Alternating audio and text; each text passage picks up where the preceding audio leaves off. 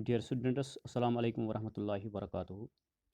اس وقت ہم تیسری جماعت کا اردو پڑھیں گے، اور پچھلے کلاس میں ہم نے اس میں ٹاپک لیا تھا سبق نمبر 8، جس کا نام ہے تندرستی ہزار نعمت ہے۔ تو آج ہم اس سبق کے سوالات کا جواب لکھیں گے۔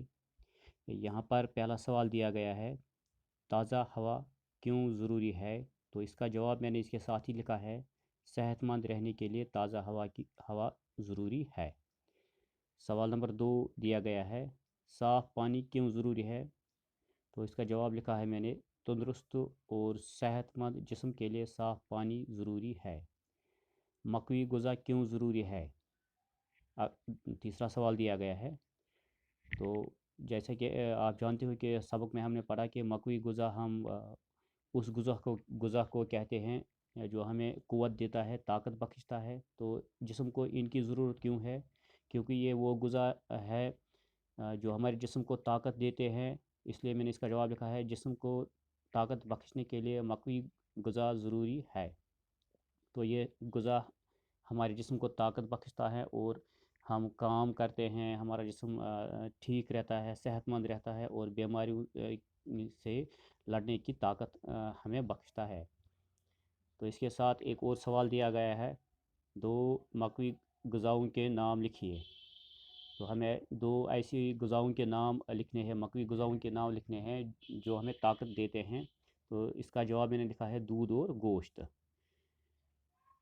ایک اور سوال دیا گیا ہے اس کے ساتھ، مثال دے کر حروف الگ الگ کر کے لکھیے۔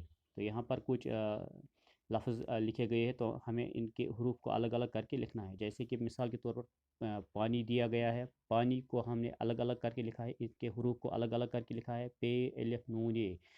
اسی طرح تازہ کو بھی ہم نے الگ الگ کر کے لکھا ہے، تے الف زے ہے تازہ۔ آگے بڑھیں گے، درخت کو ہم نے الگ الگ کر کے لکھا ہے، دال رے کھائے تے۔ ابال کو ہم نے الگ الگ کر کے لکھا ہے، الف بے الف لام۔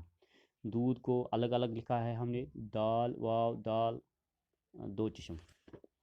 تو آگے بڑھیں گے، سوال نمبر 4 دیا گیا ہے، مثال دیکھ کر حروف ملا کر لکھیے۔ تو سوال نمبر 3 میں ہمیں حروف دیے گئے تھے، ان کے لفظ کو ہمیں الگ الگ کر کے لکھنا تھا۔ تو اس میں ہمیں اب الفاظ کو جوڑ کر لکھنا ہے، ان کو ایک معنیدار لفظ بنانا ہے۔ جیسے مثال کے طور پر گاف واو شین تے، تو اس کا ہم نے جب اس کو جوڑا ہے تو اس کا الفاظ گوشت بنتا ہے۔ اس طرح میم کاف واو یہ، تو یہ مقوی بنے گا۔ الف بے لام الف، یہ ابلا بنے گا۔ الف مد دال میم یہ، تو آدمی بنے گا۔ سین بے زے، یہ سبزی بنے گا۔ آگے بڑھیں گے، سوال نمبر 5 دیا گیا ہے، جسم کے اعضاء کے نام لکھیے۔